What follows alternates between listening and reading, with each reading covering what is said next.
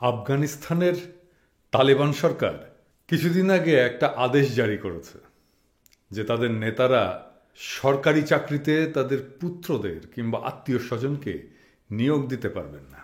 যারা ইতিমধ্যে এ ধরনের নিয়োগ টিয়োগ পেয়েছেন তাদেরকে বরখাস্ত করারও নির্দেশ তারা দিয়েছে। দেখেন,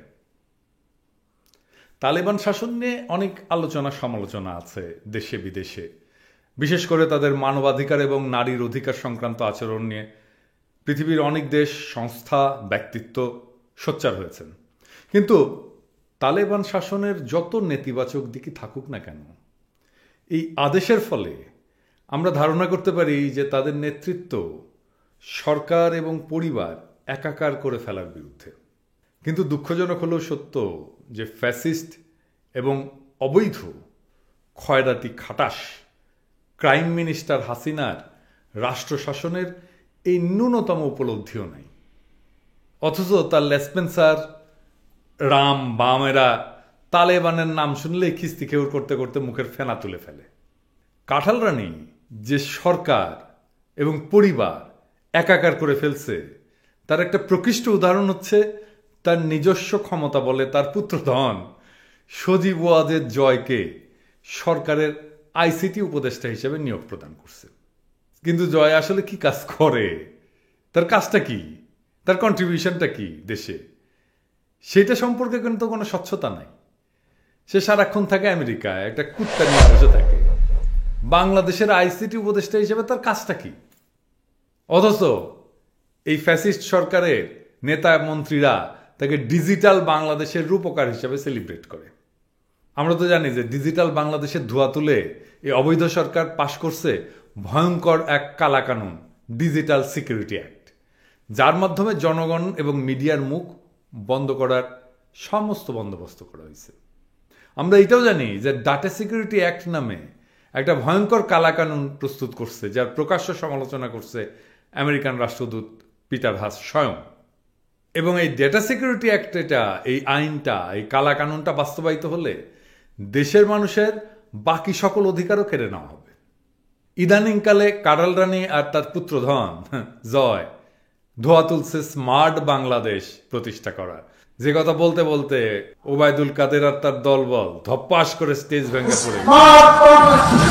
একটা ভিডিওতে দেখাইছি যে মানবাধিকার বিধ্বংসী এই স্মার্ট বাংলাদেশের এজেন্ডার উদ্দেশ্য হলো সমস্ত বাংলাদেশকে একটা বিশাল আয়না ঘরে পরিণত করা, যেখানে এদেশের সমস্ত মানুষকে কাঁঠাল রানী বা তার বংশধরদের কয়েদি বা দাস হিসেবে বসবাস করতে বাধ্য করা হবে।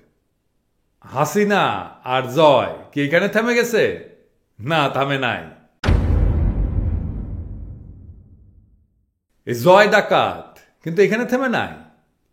গত বছর নভেম্বর মাসে সে ঘোষণা দিছে যে সমস্ত বাংলাদেশকে একটা ক্যাশলেস সমাজে পরিণত করা হবে, যেখানে নগদ টাকায় কোনো রকম লেনদেন করা যাবে না।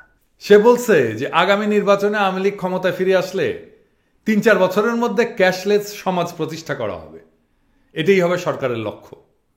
এই ব্যবস্থায় দেশের শতভাগ মানুষকে ব্যাংক অ্যাকাউন্ট খুলতে হবে এবং হাসিনার পরবর্তী মেয়াদে তারা ক্যাশলেস সমাজে বাস করবেন। ইতিমধ্যেই এই বিষয়ে সে কাজ শুরু করে দিছে। কিন্তু এই পর্যন্ত কথা শুনে মনে হচ্ছে বাহ, ভালোই তো, সবার ব্যাংক অ্যাকাউন্ট থাকবে, কোনো নগদ টাকা পয়সার ব্যাপার নাই, খুব মজা। দাঁড়ান, সমস্যাটা কি এইটা এখন আলাপ করতেছি। ক্যাশলেসের বিপদটা কি? বিপদটা আলোচনা করার আগে একটু ব্যাকগ্রাউন্ডটা জেনে নিই যে এই যে অপকর্মটা সে কিন্তু শুরু করে দিছে, তার ইঙ্গিত আমরা পাইছিলাম 2021 সালের অগাস্ট মাসে। ওই সময় ব্লেজ নামের একটা রেমিটেন্স সেবার অ্যাপ উদ্বোধন করতে যে সে বলে যে ডিজিটাল বাংলাদেশ প্রতিষ্ঠার পরবর্তী লক্ষ্য হচ্ছে ক্যাশলেস সোসাইটি প্রতিষ্ঠা। দেখেন, ওই অনুষ্ঠানের রিপোর্টে আমরা জানতে পারি যে সোনালী ব্যাংক, আইসিটিএল এবং হোমপে নামের 3টা প্রতিষ্ঠানের যৌথ উদ্যোগে এই ব্লেজ সেবা চালু হবে। অনুষ্ঠানে উপস্থিত ছিলেন হোমপে নামের সার্ভিসটার যৌথ প্রতিষ্ঠাতা হিসেবে দাবিদার এক ব্যক্তি, তার নাম হচ্ছে রুবেল আহসান। রুবেল আহসানকে এবার আমরা তাহলে খুঁজে দেখি। আমি তো দেখাইছি কিভাবে খুঁজতে হয় এগুলো। লিঙ্কডইনের রুবেল আহসানের প্রোফাইলে আমরা যাই, এই যে এইখানে এখানে আমরা দেখতে পাচ্ছি যে সেই রুবেলা হাসান জুলাই 2017 থেকে হোমপে প্রতিষ্ঠানের গ্রুপের সিইও। আমরা হোমপের এবার ওয়েবসাইটে যাই, তো দেখতেছি যে প্রতিষ্ঠানটার ঠিকানা হচ্ছে আমেরিকার ক্যালিফোর্নিয়া অঙ্গরাজ্যের ফ্রিমন্ট শহরে। এর আর অন্য কোনো ঠিকানা দেওয়া নাই। এই থেকে আমরা ধারণা করতে পারি যে রুবেলা হাসানের হোমপে একটা আমেরিকান প্রতিষ্ঠান। খুব ভালো কথা, কিন্তু ঘটনা হচ্ছে যারা আমেরিকায় থাকেন আর কি, তারা জানেন এই ব্যাপারটা জানেন। আমেরিকাতে 2017 সালের অনেক আগে থেকে হোমপে নামের একটা সার্ভিস আছে, একটা কোম্পানি আছে, নামকরা কোম্পানি। এই কোম্পানিটা শুরু হয় 1992 সালে। এই যে এটা ছোট ছোট বাচ্চা কাচ্চাদের দেখাশোনা করার জন্য আমেরিকায় যে সমস্ত মহিলাদের নিয়োগ দেওয়া হয় তাদেরকে বলা হয় ন্যানি। তো এই ন্যানিদের বেতন, ট্যাক্স, এই সমস্ত ব্যাপারগুলো দেখাশোনা করার জন্য এই হোমপে সার্ভিস খুব ব্যাপকভাবে ব্যবহৃত হয় আমেরিকায়। আমেরিকায় যারা থাকেন তারা সবাই জানেন যে হোমপে কি কোম্পানি। আমরা আমেরিকান সরকারের পেটেন্ট এবং ট্রেডমার্ক অফিসের তথ্য খোঁজ করে দেখছি যে এই হোমপে হালনাগাদ নথিভুক্ত আছে, মানে যে হোমপের কথা বললাম যে যারা ওই ন্যানিদের সার্ভিসটা মেনটেন করে। আমেরিকায় একই নামে দুইটা প্রতিষ্ঠান থাকার রীতি নাই, সম্ভব না। কেউ যদি আর একটা প্রতিষ্ঠানের নামে নতুন একটা কোনো প্রতিষ্ঠান গঠন করে তাহলে কপিরাইট ভঙ্গের আইনের দায় পড়বে এবং প্রতারণার দায় পড়বে। এই কারণে একটা ব্যবসা প্রতিষ্ঠান নামকরণের আগে উদ্যোক্তাদের পেটেন্ট এবং ট্রেডমার্ক অফিসের কাছে খোঁজ নিয়ে নেন যে ওই নামে কোনো নথিভুক্ত প্রতিষ্ঠান আছে কিনা। যদি তা থাকে তাহলে ওই নামটা প্রত্যাহার করা হয়। ইনফ্যাক্ট আপনি বাংলাদেশেও একই নামে দুইটা প্রতিষ্ঠান করতে পারবেন না।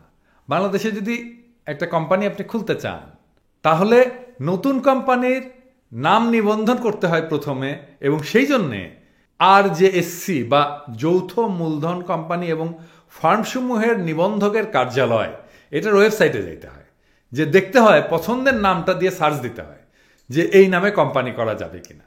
নামটা যদি সার্চ দিয়ে না পাওয়া যায় তখনই এইটার নিবন্ধন করার ছাড়পত্র দেয় RJSC, তারপরে আপনি এই নামটা পাবেন। তার মানে আমেরিকা বাদ দেন, বাংলাদেশেও আপনি একই নামে দুইটা কোম্পানি করতে পারবেন না, সম্ভব না। তাহলে এই যে রুবেলা হাসানের হোমপে, এটা কি একটা সত্যিকারের প্রতিষ্ঠান না একটা ভুতুরে ব্যাপার? তারপরে এই রুবেলা হাসান যে হোমপে প্রতিষ্ঠানের প্রতিষ্ঠাতা হিসেবে নিজেকে দাবি করছে, আমেরিকান সরকারের পেটেন্ট এবং ট্রেডমার্ক অফিসে আপনি সার্চ দিতে পারবেন। আমি সার্চ দিয়ে দেখছি তার কোনো অস্তিত্ব সেইখানে নাই, আপনারাও সার্চ দিয়ে দেখতে পারেন। এছাড়া এই যে রুবেলা হাসানের ব্লেজ নামের অ্যাপের কথা বলা হচ্ছে, সে সম্পর্কে কোনো স্বচ্ছতা নাই। গত বছর 27 ডিসেম্বর প্রকাশিত একটা রিপোর্ট অনুযায়ী ব্লেজের এই অ্যাপ তখনও পর্যন্ত গুগল প্ল্যাটফর্মে কিন্তু এটা প্রকাশিত হয়নি। আপনি গুগল প্লে থেকে এটাকে ডাউনলোড করতে পারবেন না। দেখেন তো, তাহলে যেই অ্যাপ বাংলাদেশের শতভাগ মানুষকে ব্যবহার করার জন্য বাধ্য করা হবে, তার স্বচ্ছতা কেন নিশ্চিত করা হচ্ছে না?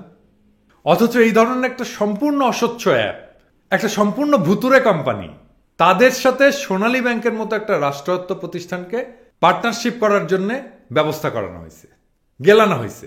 আসলে এই ক্রাইম মিনিস্টার হাসিনা এবং তার পুত্রধন জয় ডাকাত পুরো বাংলাদেশটাকে বাপের সম্পত্তি বলে মনে করে এবং সেইভাবেই রাষ্ট্রের প্রতিষ্ঠানগুলোকে যথেচ্ছভাবে ব্যবহার করে। এই বিষয়ে প্রশ্ন করার অধিকার কারো নাই। তো এই রুবেলা হাসানের ব্যাপারে আমরা একটু পরে ফিরে আসতেছি। তার আগে দেখে নি, জয় যদি ক্যাশলেস সোসাইটি প্রতিষ্ঠা করতে পারে সত্যি সত্যি, তাহলে আমাদের ভাগ্যে কি আছে। আমরা তো বুঝছি যে ক্যাশলেস ব্যবস্থায় নগদ টাকার কোনো অস্তিত্ব থাকবে না।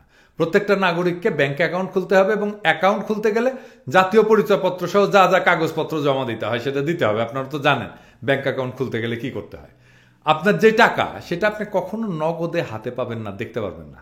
আপনার কম্পিউটার কিংবা সেলফোনের স্ক্রিনে দেখবেন আপনি যেটা আপনার টাকা আছে।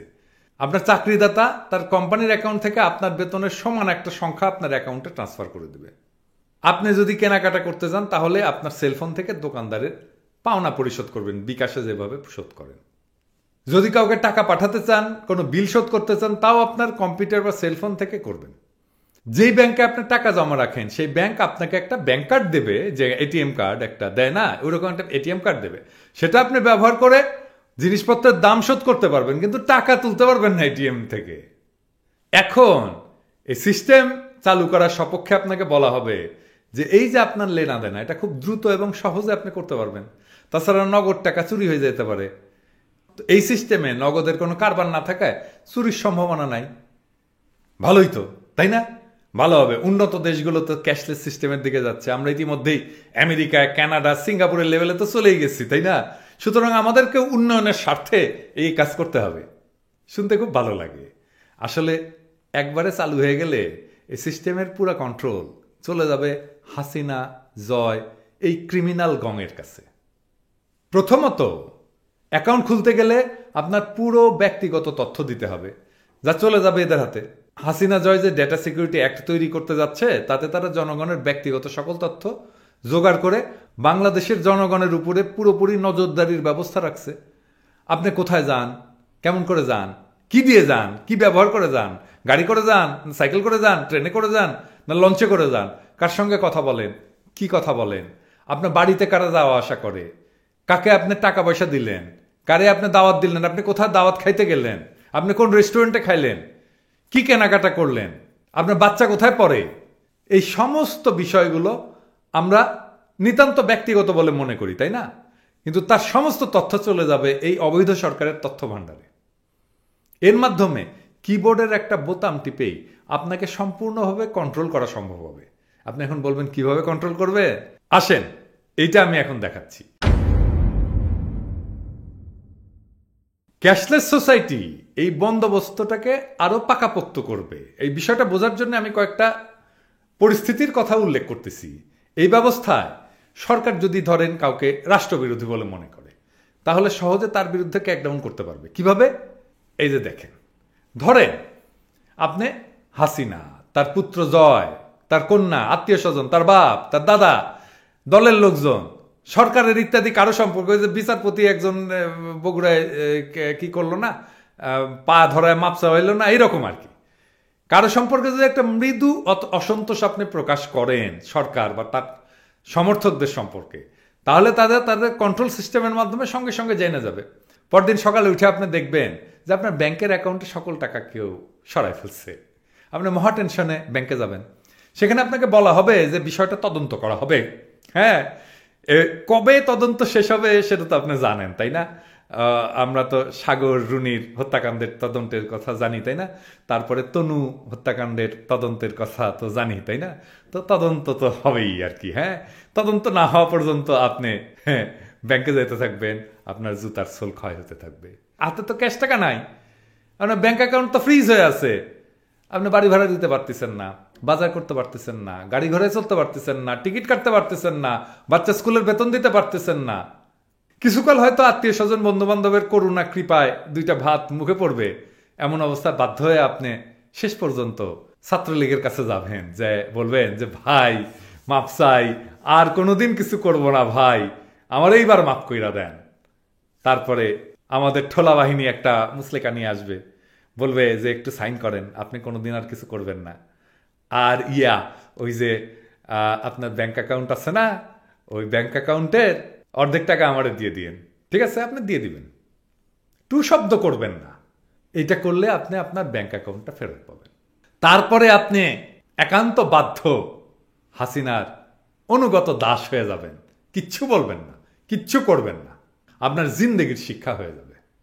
আপনার বাকি জীবন কাটবে হাসিনা জয়ের দাস হিসাবে, নিশ্চুপে, নীরবে। না না, এটা না, আবার এটাও হইতে পারে আপনি প্রত্যেকদিন জিন্দাবাদ দিলেন, সকালে দরজার সামনে যায় জিন্দাবাদ দিলেন, হাসিনা জিন্দাবাদ, জয় জিন্দাবাদ, শেখ মুজিব জিন্দাবাদ। ওই যে হীরক রাজার মগজ ধোলাই আছে না, হ্যাঁ, ওই রকম বলবেন আর কি, যে অনাহারে নাহি খেদ, বেশি খেলে বাড়ে মেদ, এভাবে বলবেন আর কি। তারপরে বলবেন হীরকের রাজা ভগবান, তারপরে বলবেন হাসিনা জয় ভগবান।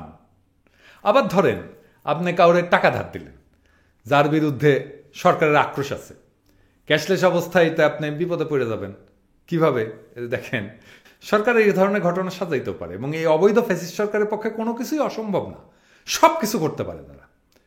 ধরেন আপনি ব্যবসা করেন, আপনার অনেক টাকা পয়সা আছে, হাসিনা জয়ের লোকজনের আপনার কাছে এসে মোটা অঙ্কের টাকা চাইল, যা আপনার সাধ্যের বাইরে, আর তারা তো বুঝেই যাবে যে আপনি কত টাকা পাইতেছেন, আপনার ইনকাম কত, তাই না? সব তথ্য তো তাদের কাছে থাকবে, তাই না? আপনার অ্যাকাউন্টে কত টাকা জমা আছে সব তো জানবে তারা, তাই না? দিনের শেষে ডেটা সিকিউরিটির লোকজন আপনার ব্যাংকের হিসাব নিয়ে বসলো। সে বলল, আপনি অমুককে যে টাকা দিচ্ছেন না, সে লোকটা কিন্তু একটা জঙ্গি, আপনি জঙ্গিদের অর্থায়ন করছেন, সুতরাং আপনার জায়গা হবে আয়না ঘরে। তারপরেও আরও আছে, ধরেন আমরা তো আবার বসবাস করি ধর্ষণ লীগের রাজত্বে, তাই না? ছাত্রলীগ, ধর্ষণ লীগ, হ্যাঁ, ধরেন পাড়ার ছাত্রলীগ বা যুবলীগের কোনো ক্যাডার বা ওয়ার্ড কমিশনারের নজর পড়লো আপনার সুন্দরী বোন, মেয়ে বা স্ত্রীর উপরে, আপনি তাদের কুপ্রস্তাবে ঘৃণা প্রকাশ করলেন, ওরা হয়তো আপনাকে তাৎক্ষণিকভাবে কিছু বললো না, কিন্তু 2 দিন পরে আপনি দেখলেন আপনার ব্যাংক অ্যাকাউন্ট হাওয়া হয়ে গেছে, অর্থাৎ আপনাকে ভাতে এবং পানিতে মারার বন্দোবস্ত করছে। ফলে এদের লালসার কাছে আত্মসমর্পণ করা ছাড়া আপনার কোনো উপায় থাকলো না। আবার এই যে ক্যাশলেস বা নগদবিহীন ব্যবস্থায় সাইবার ক্রিমিনালরা আছে না, তার অত্যন্ত সহজে যে কারো অ্যাকাউন্ট থেকে টাকা হ্যাক করে নিয়ে যেতে পারে। আমাদের তো এই জব্বার মন্ত্রী আছে না, সে তো বলছিল যে আমাদের হ্যাকার আছে, তো ওদেরকে দিয়ে হ্যাক করাবে। হ্যাঁ, দেখেন দেখেন, এই যে আতিউর এক রাখাল বালক ছিল না ব্যাংকের, বাংলাদেশ ব্যাংকের গভর্নর, হ্যাঁ, সেইখানে থাকার সময় প্রায় $1 বিলিয়ন কিন্তু হ্যাকাররা হ্যাক করে হাওয়া করে দিচ্ছে বাংলাদেশ ব্যাংক থেকে, আমরা তো জানি, তাই না? তো এই যে জয় ডাকাত যে ক্যাশলেস ব্যবস্থা প্রবর্তন করার পরিকল্পনা প্রকাশ করছে, তাতে বাংলাদেশের ব্যাংক সেক্টর হয়ে যাবে সাইবার ক্রিমিনালদের লীলাভূমি। কারো অ্যাকাউন্টে এদের হাত থেকে নিষ্কৃতি পাবে না। এরপরে তো আছে ডাকাতের উপরে মহাডাকাতি। এই যে ক্যাশলেস ব্যবস্থা, তাতে জয় এবং তার পার্টনারদের তৈরি অ্যাপস, এগুলো ব্যবহার করা হবে, তার জন্য ফি দিতে হবে ব্যবহারকারীদেরকে।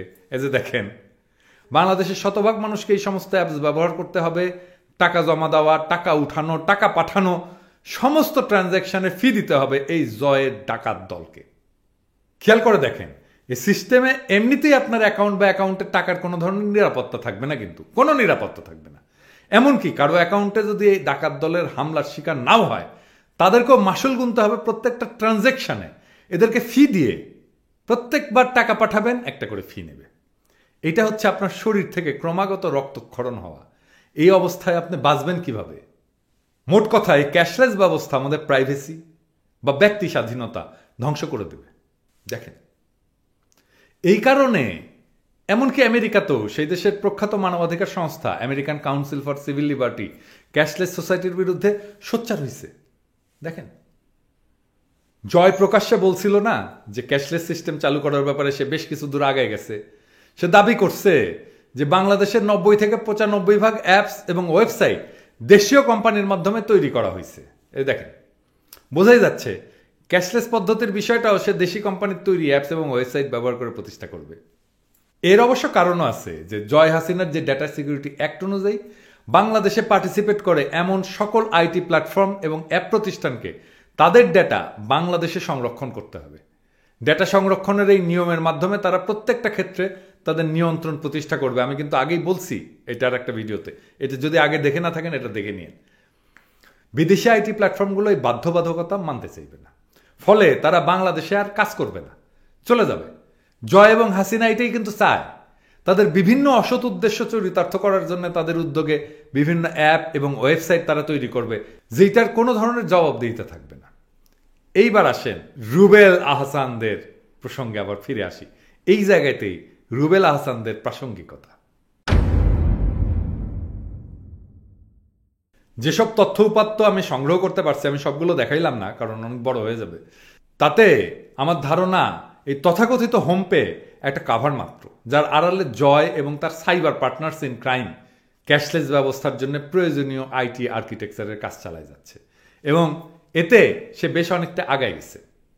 এই যে জয় ডাকাতের কোলাবরেটর রুবেল আহসান নিজেই প্রকাশ্যে লিখিতভাবে স্বীকার করছে যে বাংলাদেশের নাগরিকদের জাতীয় পরিচয়পত্রের তথ্যের প্রবেশাধিকার তিনি পাইছেন। দেখেন কি ভয়ঙ্কর কথা!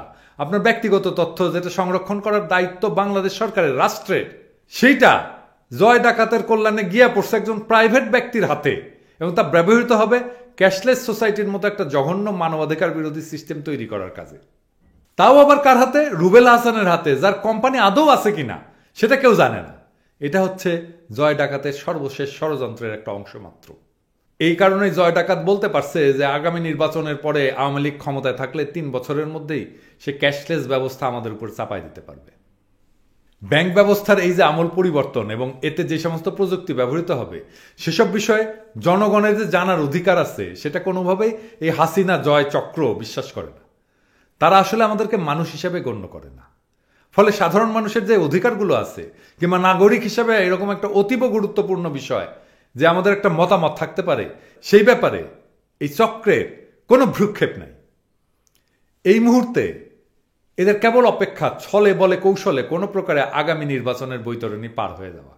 এতে এই চক্র সফল হলে আমাদের দেশ এবং সমাজের উপরে নেমে আসবে এক ভয়ানক কালো জবনিকা। তখন তারা বলবে, আমরা তো নির্বাচনের আগেই প্রকাশ্যে বলেছিলাম পরবর্তী মেয়াদে আমরা কি করব। এটা আমাদের নির্বাচনী প্রতিশ্রুতি। এখন আমরা নির্বাচনে বিপুল ভোটে নির্বাচিত হয়েছি। এখন আমরা সেই কাজগুলি সম্পন্ন করে জয় বাংলা করব। এইটা যদি হয় তাহলে এই অবস্থায় জঘন্য মানবাধিকার বিধ্বংসীকারী এজেন্ডার কাছে আত্মসমর্পণ করা ছাড়া আমাদের আর কিছুই করার থাকবে না। আজ থেকে 230 বছর আগে 1793 সালে লর্ড কর্নওয়ালিস বাংলাদেশের চিরস্থায়ী বন্দোবস্ত কায়েম করে আমাদের পূর্বপুরুষদেরকে জমিদার এবং মহাজনের এক ধরনের দাসে পরিণত করছিল। সুদীর্ঘ 154 বছর আমরা এই দাসত্বের নিগড়ে বন্দী ছিলাম। তখনকার সমাজ রাজনৈতিকভাবে সুসংগঠিত না থাকায় আমাদের সেই সময়কার পূর্বপুরুষরা কোনো ধরনের কার্যকর প্রতিবাদ করতে পারেনি, প্রতিরোধও করতে পারেনি। তাই আমরা তাদেরকে দোষ দিতে পারি না। পরবর্তীতে 1940-এর দশকে আমাদের মুরব্বীরা, যার মধ্যে ছিলেন মাওলানা ভাসানী, শেরে বাংলা একে ফজলুল হক, তারা জমিদারি উচ্ছেদ এবং কৃষকের ঋণ নির্মূল করার আন্দোলনে সম্পূর্ণভাবে আত্মনিয়োগ করছিলেন এবং 1947 সালে দেশ বিভাগের মাধ্যমে জমিদারি মহাজনী ব্যবস্থাকে চিরকালের মতো জয় বাংলা করে দেওয়া হয়েছিল। তেমনি 1971 সালের প্রজন্ম বিপুল আত্মত্যাগের মাধ্যমে পাকিস্তানি হানাদার বাহিনীকে জয় বাংলা করে দিয়ে আজকের স্বাধীন বাংলাদেশ প্রতিষ্ঠা করছিলেন। এই দুই প্রজন্ম তাদের উপরে ইতিহাস যে দায়িত্ব অর্পণ করছিল তা পুরোপুরি পালন করছেন। কিন্তু আমাদের দুর্ভাগ্য, আজ আমরা এমন একটা অস্তিত্বের সংকটের সম্মুখীন যেখানে আমাদের সামনে খোলা আছে দুইটা পথ, মাত্র দুইটা পথ। একটা হচ্ছে হাসিনা জয় এবং তাদের বৈদেশিক প্রভুদের সকল হীন ষড়যন্ত্র বিনা প্রতিবাদে মেনে নিয়ে দীর্ঘকালের দাসত্ব বরণ করা। আর আমাদের দ্বিতীয় পথ হচ্ছে চরম সর্বনাশ ঘটার আগেই দুর্বার আন্দোলনের মাধ্যমে এই ক্রাইম মিনিস্টার হাসিনা এবং তার পুত্রধন জয় ডাকাতের নেতৃত্বাধীন এই বর্বর ফ্যাসিস্ট আপাদমস্তক দুর্নীতিগ্রস্ত অবৈধ সরকার তথা আওয়ামী বাকশালের বিষবৃক্ষ যথাশীঘ্রই সম্ভব শিকড় শুদ্ধ চিরতরে উপড়ে ফেলা। আমি গভীরভাবে বিশ্বাস করি আমাদের গৌরবোজ্জ্বল ইতিহাসের ধারায় আমাদের বীর জনগণ দ্বিতীয় পথটাই বেছে নেবেন। সুগভীর অর্থনৈতিক সংকটের অসহনীয় ভারে এবং পশ্চিমা বিশ্বের ক্রমাগত চাপে ইতিমধ্যেই এই নষ্ট সরকার দিশেহারা হয়ে পড়েছে। তার গদি টলমল করছে। জনতার প্রতিরোধের সামনে তার টিকে থাকার আর কোনো সম্ভাবনাই নাই। এখন এই চরম ক্রান্তি লগ্নে প্রয়োজন শুধু একটা বড় ধরনের ধাক্কা, আর এটা আমাদের পারতেই হবে। যদি আমরা তা না করি তাহলে এই দাসত্ব থেকে আমরা শতবর্ষেও নিষ্কৃতি পাব না। আমাদের পরবর্তী প্রজন্ম আমাদেরকে অভিশাপ দেবে এই বলে যে আমরা জেনে শুনে এই দাসত্ব প্রতিবাদ প্রতিরোধ ছাড়াই মেনে নিয়েছিলাম। পছন্দ আপনার, আপনি আপনার কোন ভবিষ্যৎকে মেনে নেবেন?